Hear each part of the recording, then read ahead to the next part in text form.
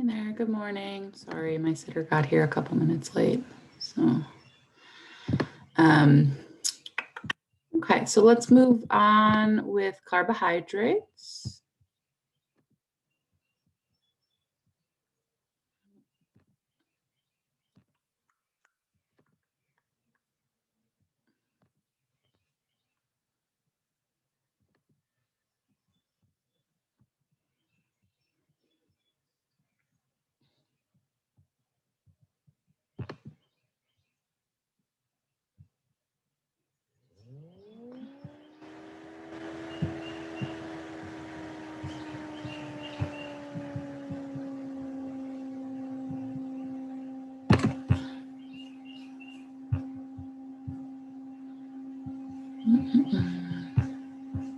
I do want to talk about reducing sugars.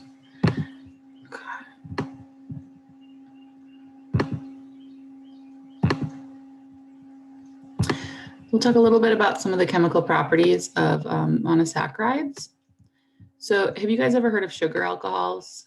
They are contained in, they're like an alternative to traditional sugar sweeteners. When they say sugar-free, but it still tastes sweet, it's because they're using a sugar alcohol. Like D-sorbitol, some of these other ones, D-sorbitol is pretty common. Let's talk about what that means, right? D-sorbitol. So the D meaning that if you were to draw the Fisher projection, the OH would be facing to the right. Sorbitol meaning that it is an alcohol, or a sugar alcohol. It has an additional alcohol group that can be oxidized. They also use this in different sugar-free products for people who are diabetic, who like literally need to watch how much sugar they're eating. Your body doesn't digest this in the same way that it digests regular sugar.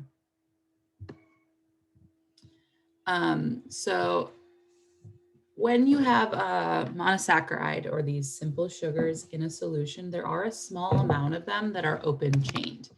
So they like to form that Hawthorne ring, but you will have a small percentage of them that are open like this. When you have an aldehyde group at the end, like this, so glucose and maltose, what will happen is this carbon here that's double bonded to this oxygen can be oxidized, or we say that this is a reducing sugar.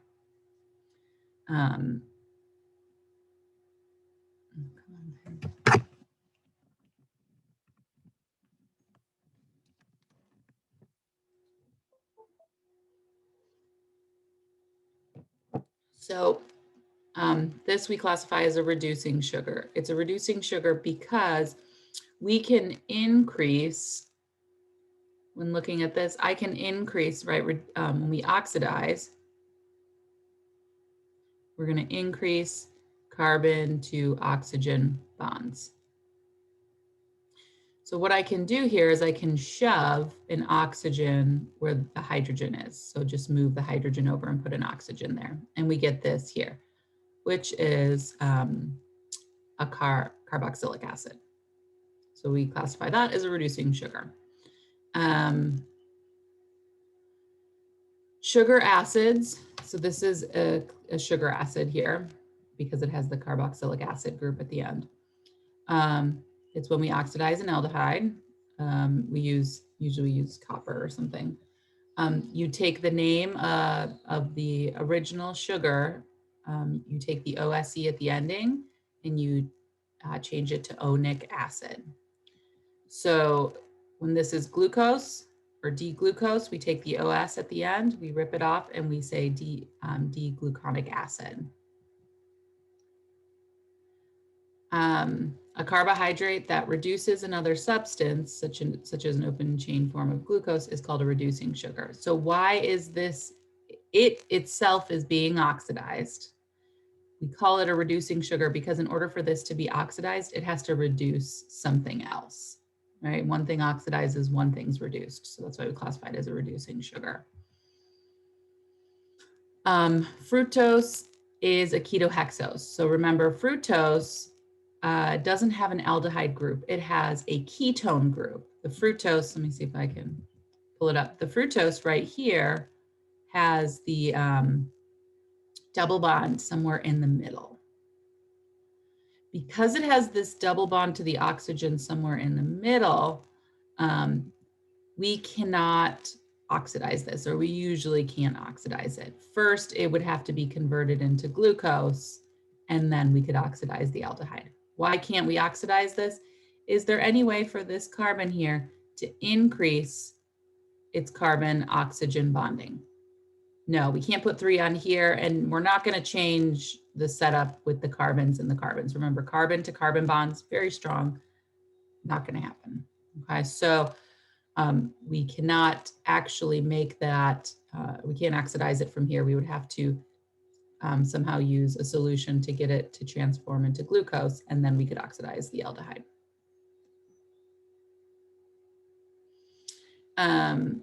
Now, oops, I'm sorry.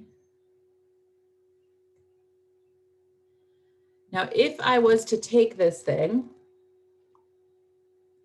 and instead of oxidize glucose, which is increase the number of carbon-oxygen bonds, what if I reduced it? If I reduce, that means I want to decrease carbon, oxygen, or increase carbon, hydrogen, okay? So I take this thing, and if I want to increase the carbon, hydrogen, I'm gonna put a hydrogen here. That'll open up this bond so that I can use one of those bonds to put a hydrogen here, or I get this thing. So what we did was we put an OH at the end of this chain, which makes this a sugar alcohol. We produced a sugar alcohol. So when you take regular sugar and you reduce it, you get a sugar alcohol. This is the quote unquote like fake sugars that we see. Your body knows how to readily digest this into usable calories and energy. Your body does not know how to digest this.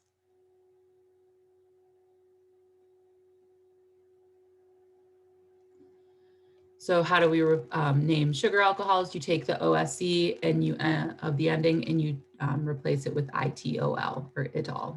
So, you know, for instance, this is glucose. We would call it glucitol, or a lot of times they change it to sorbitol.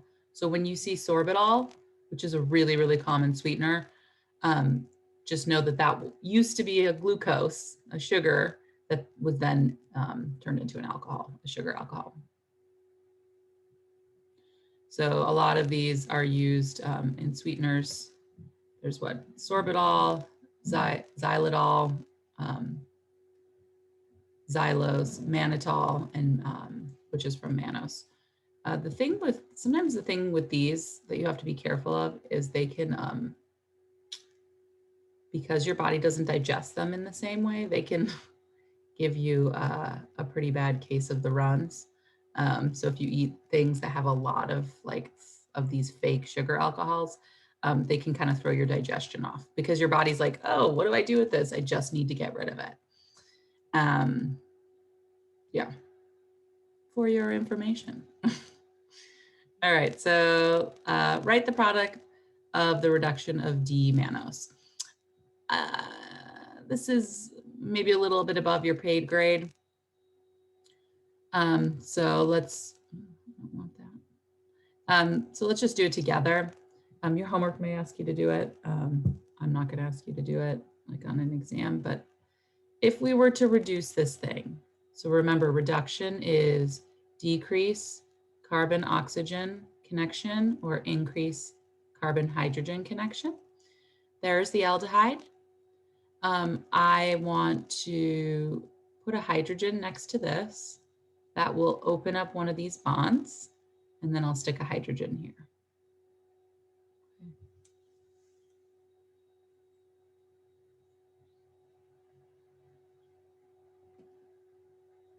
Now we have D-mannitol that we got from D-mannose. So glucose testing, I think we're okay with that. So let's move into disaccharides. Okay, this is another area, disaccharides and polysaccharides. It's gonna be a lot of just sort of memorization. So here is the disaccharide lactose. It's found in milk and milk products. Its individual monosaccharides are galactose and glucose. We'll go into each of them. So simplified, what is a disaccharide? A disaccharide, di meaning two, consists of two monosaccharides that are linked together. How is it formed? It's formed when two monosaccharides combine in a dehydration process. Dehydration process meaning that water is released.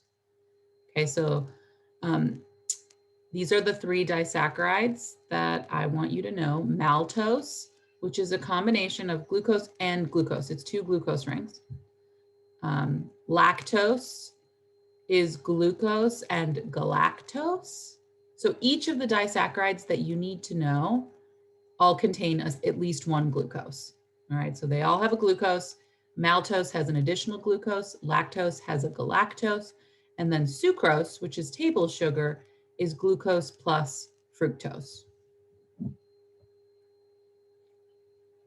Are there other disaccharides than this? Obviously, but these are the three that I want you to be comfortable with.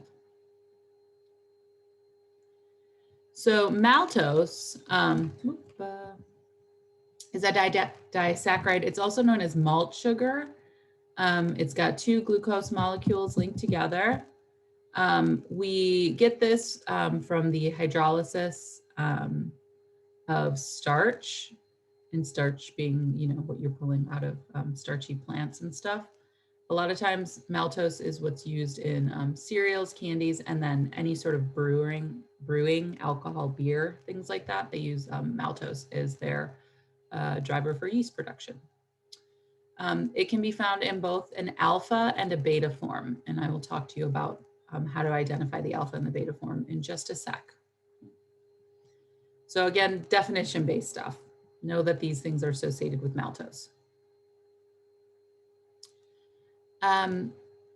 So what is it that sticks these two things together? Well, there is a bond. And what will happen is here's one ring of glucose and here's another ring of glucose. Both of these are alpha glucose, alpha D glucose. See how the OH points down, and here the OH points down. That makes both of those alpha. Remember when we've got the ring. So these things, one of the hydrogens off of one of these OHs and the OH from another one are going to come off and form a water. So this is this over here.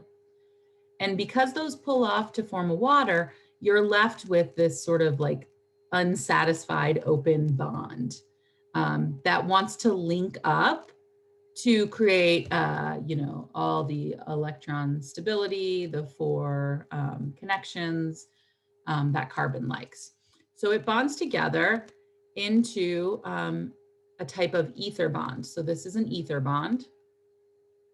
Remember ether, ether-or, so oxygen single bonded to some sort of group and single bonded to another group. But we have an even more specific name for this ether bond. It is called N-alpha 1,4 glycosidic bond. We'll need to know that. This may be something that you just memorize, but let's talk about why it's 1,4- glycosidic bond and also alpha. So looking at this ring here, this, the first carbon in the ring is this one right here. So this is carbon 1, this is carbon 2, this is carbon 3, this is carbon 4, 5, and then this is carbon 6, okay? Over in this ring, this is carbon 1, 2, 3, 4, 5, 6. You always start with the carbon to the right and you move around the ring clockwise. So if this is carbon 4 here, and this is carbon 1 here, well, what are we bonding together? We're bonding together a carbon 1 and a carbon 4. You good with that? So this becomes 1, 4 glycosidic bond. You just have to know that it's called a glycosidic bond. Now, why is this bond or this version of maltose considered the alpha? Because they both point down. Okay. Remember, alpha, or actually, I'm sorry, the reason that this is not why it's alpha. This over here is what makes it alpha. My bad. So if you go look at the disaccharide as a whole, if this over here is, no, see, now I'm confusing myself. I'm sorry, give me a minute. So for the bond itself is an alpha 1,4 glycosidic because this is pointing down, yes. The whole molecule or the whole sugar is considered alpha maltose. You can have an alpha and a beta maltose because this is pointing down. So you go all the way over to the right. If that points down, that's the alpha isomer. That's what's happening here. Thank you for your patience. Sorry about that. You will always have an alpha 1,4 glycosidic bond with this, okay? Because both of these things are pointing down. So if it's maltose, just be comfortable with it being an alpha 1,4 glycosidic bond. Remember I said you don't have to draw these things, but you could have to identify that this disaccharide is specifically maltose.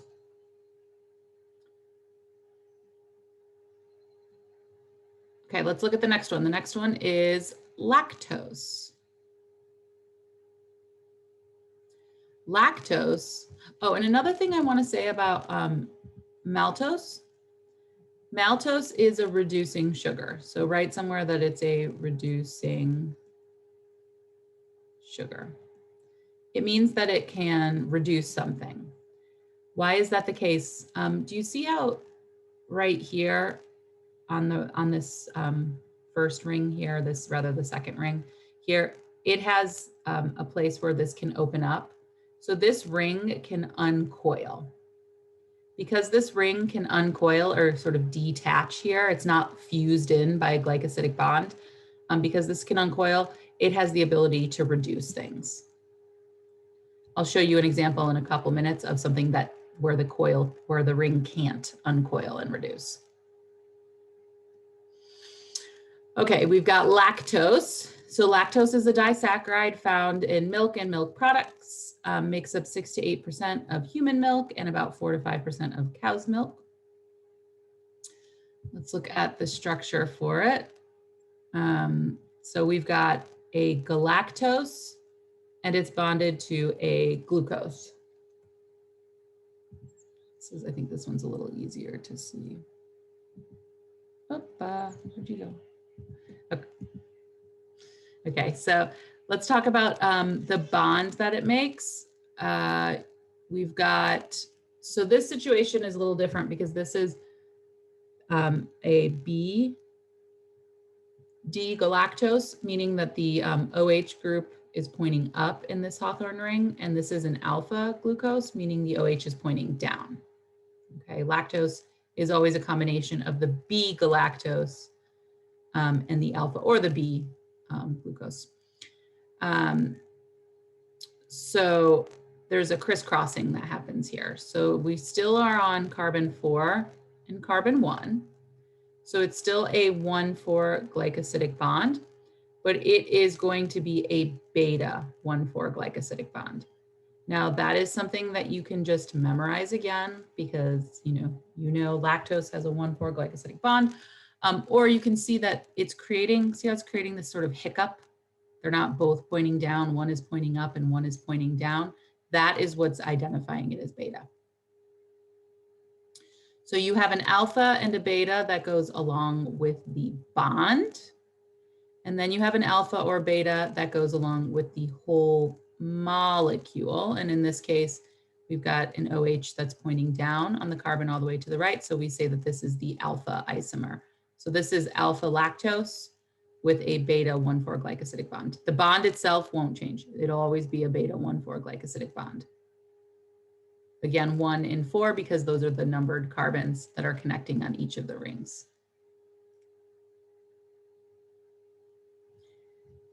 Sometimes this, people are good with digesting these alpha 1,4 glycosidic bonds. Like none of us have a problem digesting that. We're good. So we can all take something like maltose and break that up and have glucose for fuel. This beta 1,4 glycosidic bond, some people, because of genetics, have a hard time breaking that bond apart and getting galactose and glucose, and they can get sick. Hence why people are lactose intolerant. Okay, the final one. Oh, also, please put down for lactose that it is also a reducing sugar. So somewhere right, reducing sugar. Again, that means if this ring, you see this ring? This ring is fused, okay? This is got its ether bond. That ain't going anywhere. That's not uncurling. But this end is open, right? This thing can sort of uncoil and then do some reducing to something. Table sugar. Table sugar, we can get from canes and sugar beets, consists of an alpha D glucose and a beta D fructose. So glucose and fructose equal sucrose. This has a different bond. Yeah, let me get a little closer here. Okay, so here is our glucose. Remember, glucose is an aldehexose, so it makes a little al in the boat. Fructose is a ketohexose. Remember, ketohexose, key to the house, makes a little house. So this is the glucose, this is the fructose curled up in the ring. Instead of these being lined up next to each other like this, they're sort of stacked on top of each other. And what happens is the one here, so we've got carbon 1 up here, and we actually have carbon 2 here. Why is this a 2? If you're thinking, well, it's at the point, just like this is at the point, there's a carbon here. Okay, so this is carbon 1, this is 2, 3, 4, 5, 6. 1, 2, 3, 4, 5, and 6, yeah. So it still is a dehydration process. We still lose an H from one and an OH from another to form water. This is, we call this a 1,2 glycosidic bond. It's carbon 1 bonded to carbon 2 of the second ring. And this doesn't really, we call this an alpha beta 1,2 glycosidic bond. It doesn't have like an alpha or a beta. It gets both of them. Again, some of you, this may just be memorizing. It's classified as an alpha beta because one OH is pointing down, one OH is pointing up right on top of each other. Do you see how the ring, because when you look at these sugar rings, it's always this carbon 1 over here. That's what's going to detach and uncoil, right? Does this thing or this thing have the ability, I'm sorry, let's go over here. Does this thing and this thing, do either of those have the ability to uncoil? No, they're fused in this bond. This bond sort of locks them into place. So these can't uncoil to do any reduction. So we would say that sucrose is not a reducing sugar. Can't form an open chain. It itself can't be oxidized, and it can't reduce. So it's not a reducing sugar. So the other two monosaccharides, right, they're stacked next to each other. It allows one of the chains to open. Here, both are fused top and bottom. Nothing's going to open up. As far as sugars and artificial sweeteners, if you were curious about like the sweetness level, So sweetness relative to sucrose. Sucrose is classified as 100. So sucrose is 100, fructose is 175. Glucose is 75. So these two here make up sucrose. When you take in their percentages and average it out, you'll get sucrose. Look at some of these artificial sweeteners here that aren't even carbohydrate based. So these are the sugar alcohols, sorbitol, maltose. Then we have those things like aspartame. These are produced in a totally different way. Look at how much sweeter these are. So you don't need a whole lot of them in order to sweeten whatever you're sweetening.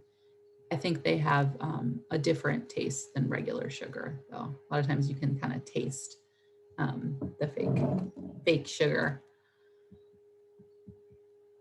So let's go to the carbohydrates lab that I think I lost, or no, you don't need to see that. There it is. Okay. So here is 4 examples of disaccharides. You're not drawing them, but you need to be identifying them. Well, you don't even need to identify them. It tells you what it is. Okay, so this first one is maltose. So for A, state the monosaccharide units. So what is maltose made of? Well, every single one of these has at least one glucose. So I can write glucose. What is the second thing that we have in maltose? Dun, dun, dun, dun. It's another glucose. Okay, so 2 glucoses. B, it says, what is the type of glycosidic bond? So you can memorize this, or you can look and see, all right, there's a bond, it's happening here. This is carbon 1, this is carbon 4, and they're both pointing down, so that's alpha. So alpha 1, 4, glycosidic.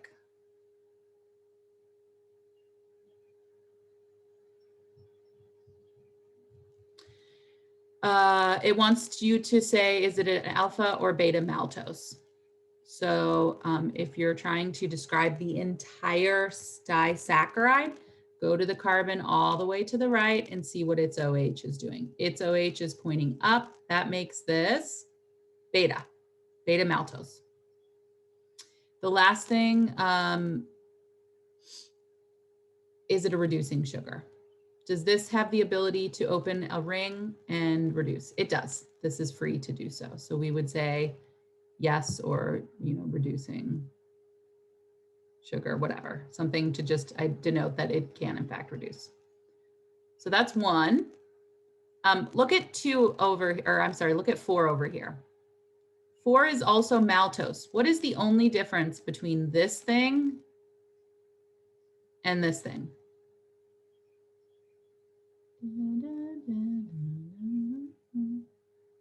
Anyone? The OH is pointing up here. What is the OH doing over here? It's pointing down. Okay, so where this was beta maltose, this is just going to be alpha maltose. Hint, hint, all the other things are the exact same. Okay, they're all identical. So those 2 things really equate to each other in a lot of ways outside of that. We've got lactose over here. I'm going to let you do lactose all on your own. I'm going to give you one thing for sucrose. So sucrose doesn't have an alpha or a beta as far as this here. So you can just put an X there or an Na. Is this a reducing sugar? Can you reduce with sucrose? Do we have the ability for either of these things to open up, uncoil, and reduce? No. So this is not a reducing sugar. So again, I think this lab is awesome for studying for carbohydrates. Just, it's got everything like condensed in one. So I'll have you guys fill out the other parts on the disaccharides. If you're having trouble, oh, what was that bond? For lactose, you can just look it up. Or, conceptually start to see, oh, okay, here's a 1, Here's a 4, carbon 4. This is pointing up, this is pointing down, so that's a beta. So we've got a 1,4 beta, or beta 1,4 glycosidic bond. Okay, so let's move past disaccharides.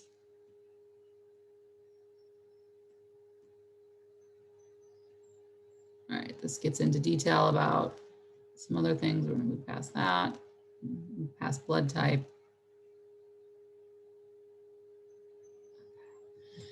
So the final, most complicated carbohydrate is the polysaccharide. This over here on top, this is a picture of a polysaccharide called cellulose. It is just glucose rings connected together, and we'll go over the details of these. So, you know, this can look a little scary, but hopefully you're starting to able to break it down. Oh, okay, these are rings of sugars that are connected, right? A disaccharide was 2 of these rings connected together. A polysaccharide is going to be a lot of these rings connected together. So cellulose is an example of one of these polysaccharides. We're going to look at amylose, amylopectin, glycogen, and cellulose. So polysaccharides are formed when monosaccharides are joined together. The first 2 we'll talk about is amylose and amylopectin. Both amylose and amylopectin come from things like starches, like potatoes. So you would find amylose and amylopectin in these potatoes over here.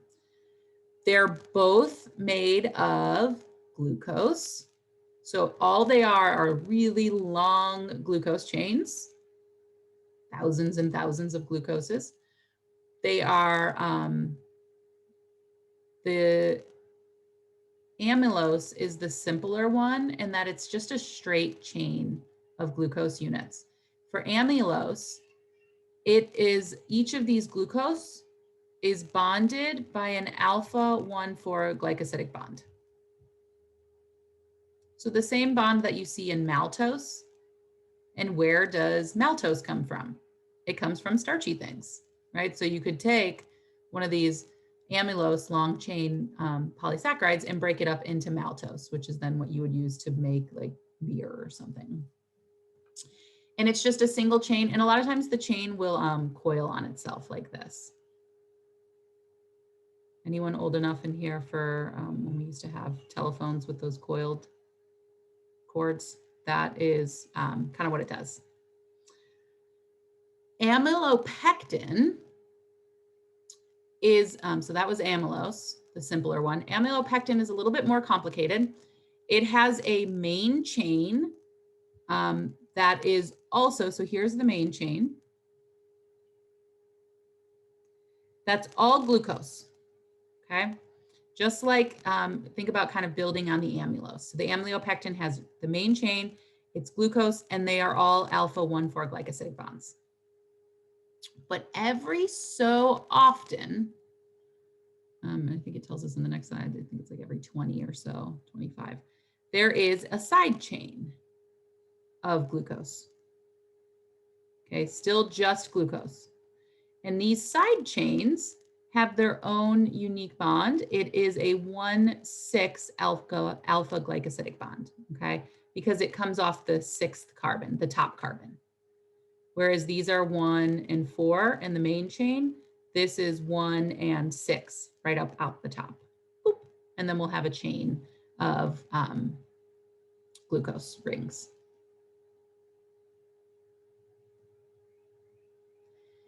So amylose, which is the simpler chain, makes up about 20% of starch. Straight chain polymer, poly meaning many. They call it straight chain, but it actually coils, right? But when they say straight chain, what they really mean is like it's a single chain. It's a continuous chain of these connected alpha 1,4 glycosidic bond glucoses. Amylopectin makes up the majority of starch, 80%. It's branched. So it's a branched polysaccharide, meaning you have a main chain. That's the simple glucose with the alpha-1,4. And then every so often we get this alpha-1,6 glycosidic bond. Starches in general easily hydrolyze in water. If you add a little bit of acid, they'll break down into saccharides called dextrins, which can then hydrolyze even further into maltose and glucose. Meaning you can take a starch and put it in water or slightly acidic solution, and it's really easy to break it apart into simpler sugars. So lots of fuel in these things. But it does take energy in order to take something like this potato. If you eat this potato, your body has to break apart the polysaccharide first before it can get to the simpler things that it then uses to fuel itself. So it is, you know, in general, healthier to eat something like a sweet potato than it is to eat pure sucrose or pure glucose or fructose. If you're eating pure fructose and glucose all day, that's just more fuel than you need, really, unless you're like running a marathon every day. Then you can get those little glucose pouches. So, see if there's anything else. Okay, let's move on to the next one. So we've got glycogen. Glycogen is a polymer of glucose that our bodies store in the liver and muscles. Animals as well do it. So this is sort of like the body's polymer or the body's long chain. So, you know, if you were to eat that sweet potato, your body would break it apart. And if you got too much, your body would then store it in places in the body, like the liver and the muscles. Your body will hydrolyze this in the cells at a specific rate that helps maintain blood level of glucose and provides energy between meals. So if we didn't have glycogen, you would eat, your blood sugar would spike, you'd have a bunch of fuel. And then as soon as that got out of your system, you would crash. And that's, for most people, that's not what happens. You usually have this sort of like steady release of glucose. So you have energy throughout the day. You don't just have energy for like 25 minutes after you eat. This glycogen is very similar to amylopectin, but it has more branches. Okay, so again, glycogen, sorry, I don't know if it was stated here, it is just glucose. It's just glucose, glucose, glucose, glucose, glucose. Whereas amylopectin, that 1,6 glycosidic bond is usually every 20 to 25 main chain glucose. The glycogen is every like 10 to 15 units. But it's similar in that it is still a chain of glucose with an alpha-1,4 glycosidic bond. And the branch is also an alpha-1,6 glycosidic bond. Okay, so it still branches off very similar to how amylopectin does, just a little bit more readily. The final one that we're going to talk about is cellulose. If you've taken a bio class, you've probably heard of cellulose. Cellulose is the major structural unit of wood, or like woody quality, that stiffer cell wall in plants. It's a polymer of glucose. So again, it is just glucose, like every other polymer that we're looking at. It has a different type of bond though. So instead of it being an alpha-1,4 glycosidic bond, it has a beta-1,4 glycosidic bond. Because this thing it can't form hydrogen bonds in water, it means it's insoluble in water. So the other ones, amylopectin, amylose, and glycogen will dissolve in water. This one won't. It gives a rigid structure to the cell walls of wood and fiber. It is much more resistant to hydrolysis than starches. So Cellulose isn't as easy to break apart because of that beta 1,4 glycosidic bond. I mean, it's still glucose, right? But it's the way that the glucose rings are attached to each other. That slight difference with it being a beta makes it much harder to break apart. In fact, it's so much more resistant to breaking apart or hydrolysis that we actually can't digest it, right? So we don't eat cellulose, we don't eat wood because we can't break apart that bond. There are other animals out there that can break down some cellulose, but they have either multiple stomachs or different digestive tracts. So there is the cellulose. You can see glucose rings,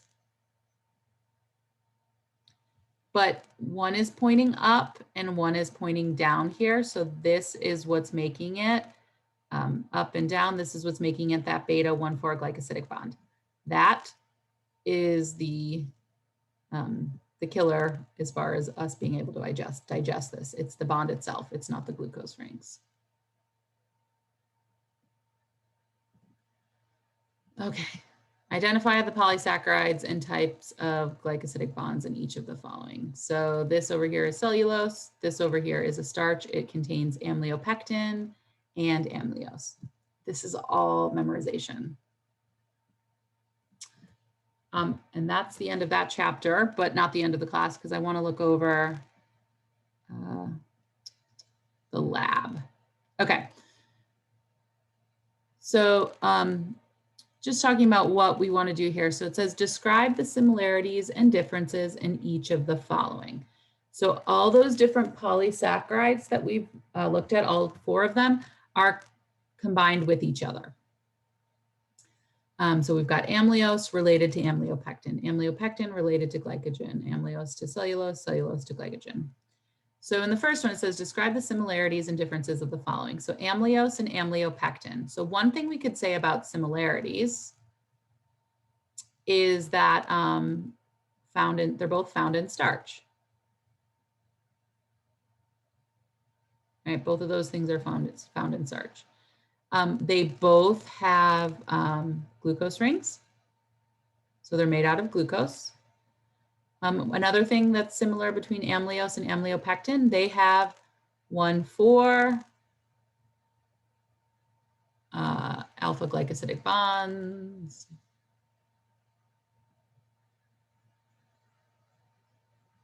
Come on. 1,4. Let me put an alpha in front of there. Alpha 1,4 glycosidic. You could also say they're both digestible by people. What are some of the differences? The main difference between amylose and amylopectin is amylose is a straight chain.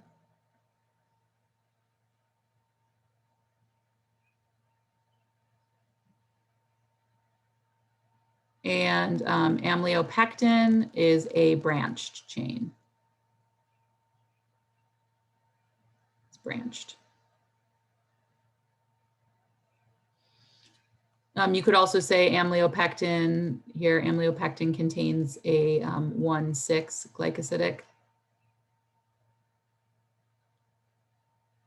bond, whereas amylose doesn't contain that. Yeah, I'm trying to think if there's anything else difference-wise between them. Both found in starch, both digestible by people. Branch, yeah, I would say that's it. Okay, so you're going to repeat that for each of these things. So like amylopectin and glycogen, you know, again, similarities. They are both made out of glucose rings. They both contain 1,4 glycosidic bonds in their main chain. Both of them have branches. They're branched. Differences, amylopectin is, you know, branched 1 every 20 to 25. Glycogen is branched every 15 or so. Another difference, amylopectin is found in starch. Glycogen is found in liver and muscle tissue in the body. So you're just going to go through the definitions and separate them out. Okay. I'm not going to go through all of them because I want you to do a little bit of practice with that. The last part of this is matching. You guys remember doing that? When tests used to be like matching when you were little kids. So that's definition. It gets real basic here as far as memorization is concerned. So like we're just gonna, pair them off. So the first one here says a disaccharide found in milk and milk products. So what is a disaccharide found in milk and milk products? That would be lactose. We'll give it an E. I feel like one of them doesn't get used or one of them gets used twice. So if that feels right, go with it. Here, 17, a carbohydrate that cannot be digested by humans, cellulose. Okay, so you'll just go through and pair them off.